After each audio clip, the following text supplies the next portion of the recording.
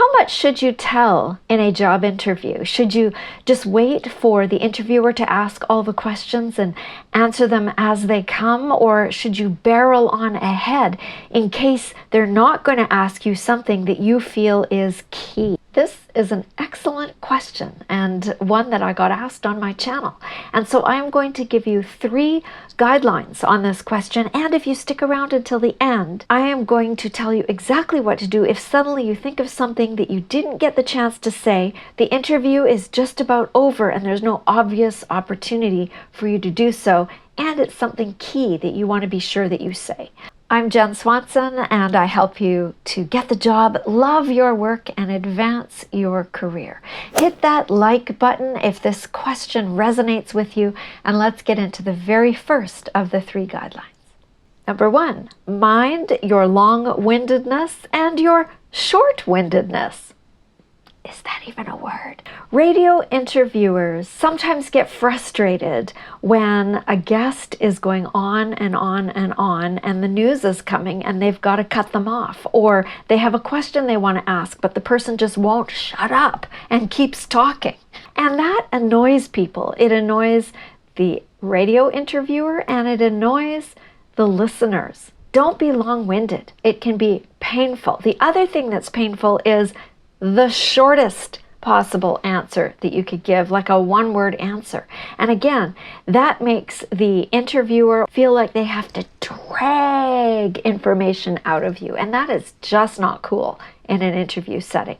So you want to mind your long-windedness and you want to mind your one-word answers and land somewhere in between. Guideline number 2 is to plan and practice the most common interview questions before you ever get there. I've got a whole playlist on very common interview questions and exactly how to answer them.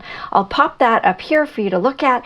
And this is absolutely critical, is to plan what you're going to say and then to practice saying it so that when that question comes up or something very similar to it comes up, you have a plan on how you're going to answer it that will land you in the middle of being too long and too short and will actually keep to why they're asking you this question.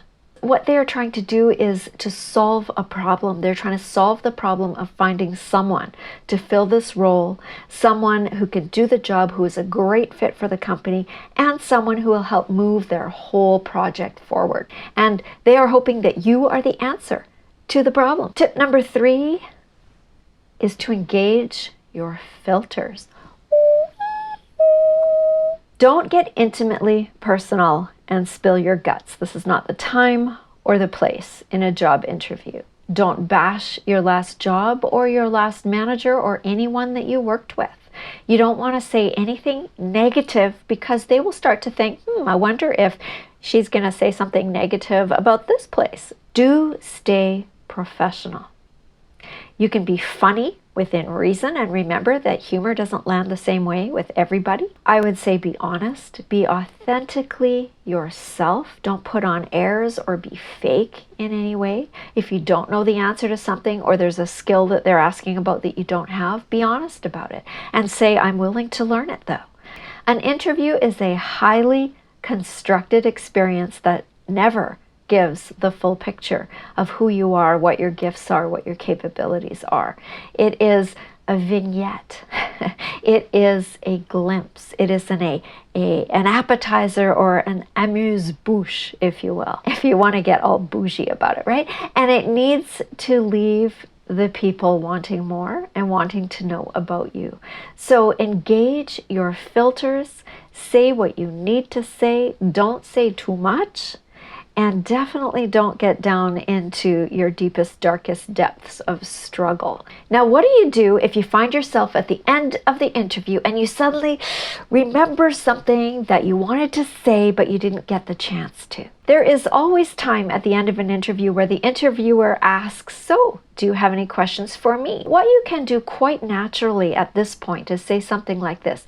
Yes, I have a couple of questions actually, but would you mind first if I circle back to the topic and name the topic that we were discussing, because I forgot to mention something that I really wanted to. And then don't forget to get back to your excellent questions. Please consider subscribing to this channel. It helps me help more people. Next, I'm going to link to a video on what to never ever say in a job interview. So check that out, and I will see you there.